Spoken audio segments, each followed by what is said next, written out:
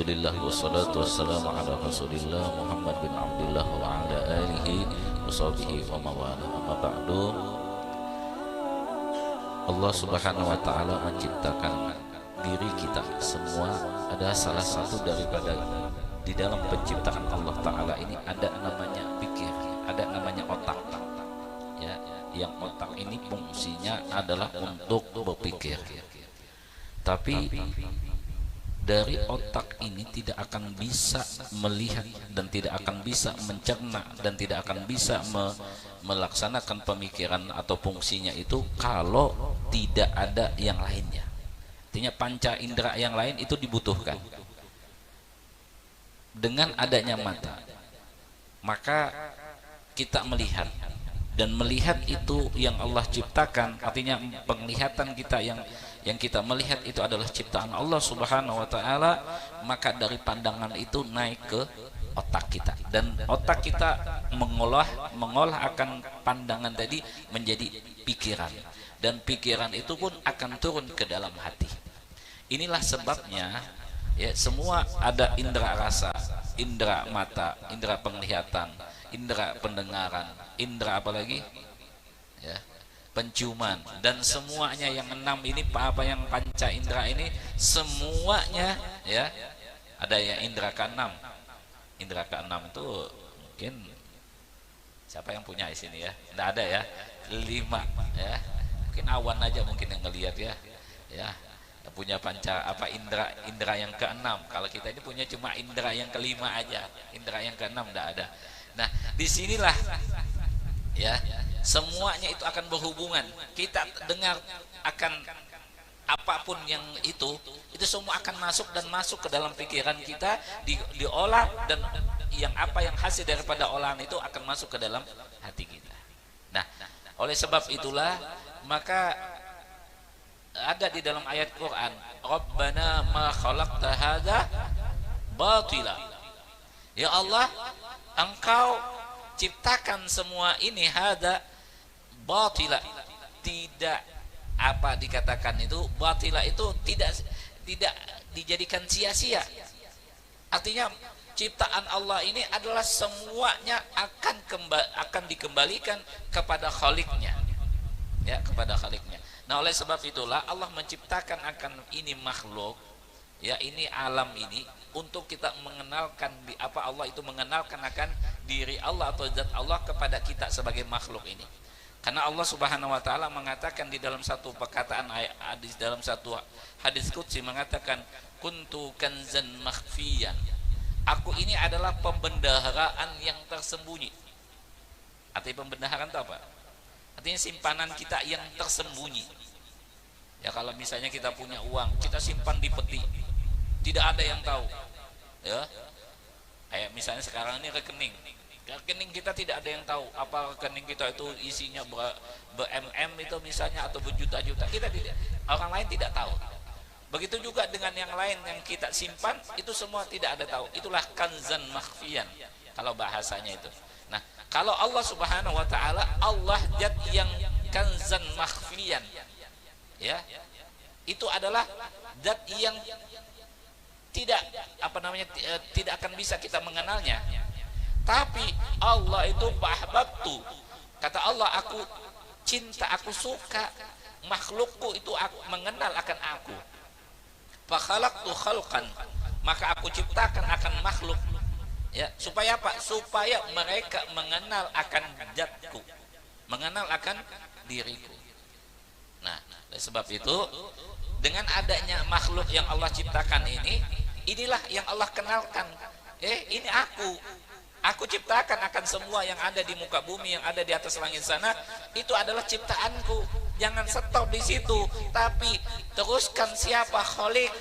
Kalau sudah kita mengatakan itu adalah yang menciptakan adalah Allah, inna fi khalqis samawati wal ard dan waqtilafil laili wan nahari la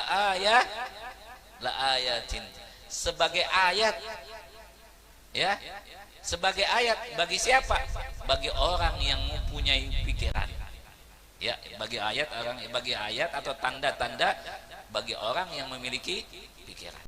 Nah, Kalau sudah kita olah pikiran itu, maka yang ada cuma zat yang bernama Allah. Kita kenal Allah, kita bagaimana ya. Nah, sehingga kita melihat akan makhluk Allah ini begitu indahnya Allah ciptakan. Ya, kita lihat pepohonan, kita lihat semuanya.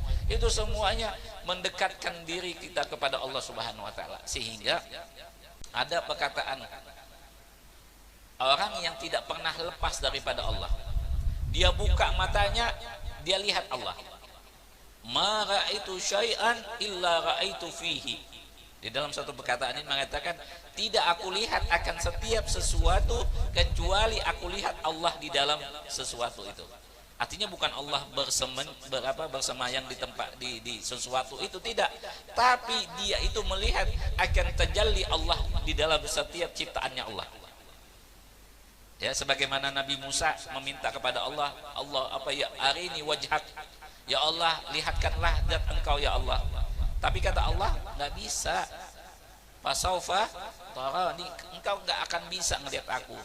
Tapi Allah tidak langsung memberikan, artinya sekakmat, tidak bisa, nggak bisa, bukan kayak gitu. Allah ngasihkan, wahai Musa, wah ini undur ilal jibal, lihatlah kepada gunung.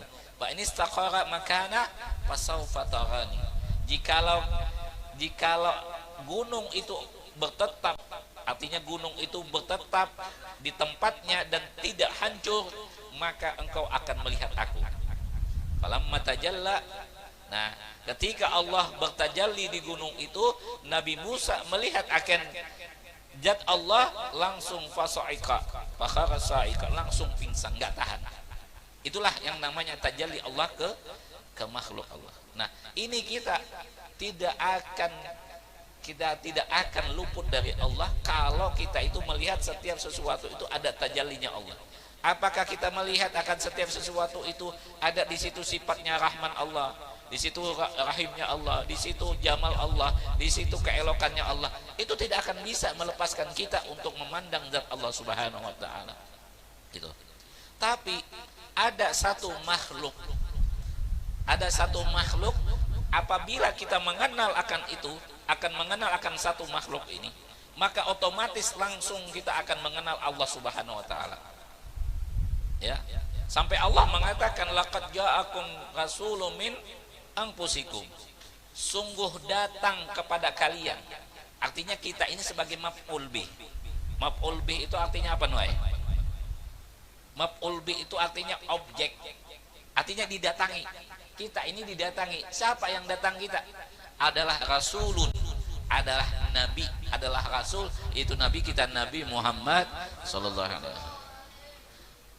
Yang mana rasul itu? Apakah itu dari kalangan malaikat atau kalangan jin atau kalangan? Tidak, min anfusikum, dari diri kalian. Artinya sama, min jinsikum, dari jenis kita sebagai makhluk, sebagai manusia.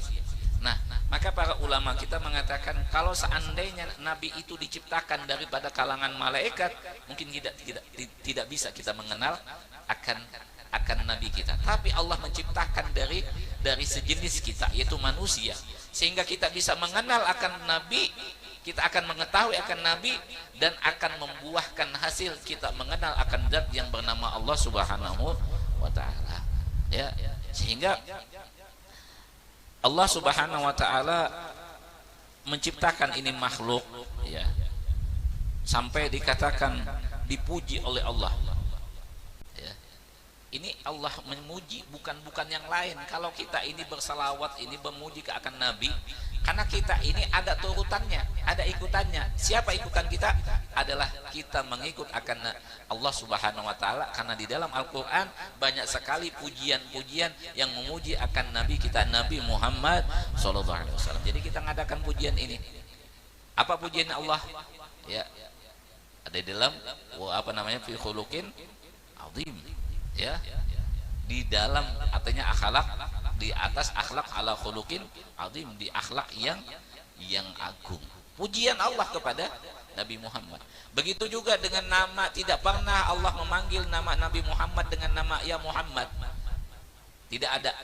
Kebanyakan ya ayuhan nabiyyu, pakai alif lam. Alif lam apa nuai? Alif lam li ta'rif al-ma'rifah. Ya. bahwa alif lam ini an-nabi ini bukan nabi yang Nabi Adam, bukan, tapi ayuhan nabi ini adalah nabi kita Nabi Muhammad sallallahu alaihi wasallam. Nah, ini yang kita adanya, sehingga dengan adanya Allah menciptakan akan ini, Allah memuliakan, Allah memuji, sampai yang alam ini pun al-kaunu isyaratun wa antal maksud. Kata Allah, ini alam al-kaun ini adalah sebagai isyarat saja, tapi yang wa antal maksud, engkau adalah yang dituju, engkau adalah maksud, engkau adalah yang dituju. Ya, yang tadi kata Kang Khairul tadi kan, ya, semuanya adalah musyirun lil mau, musyirun lil ma'bud, ya. Tapi kita tidak akan bisa langsung kepada Allah kalau kita tidak melalui al-kaunu isyaratun wa antal maksud. Antal maksud itu adalah nabi kita Nabi Muhammad sallallahu alaihi wasallam.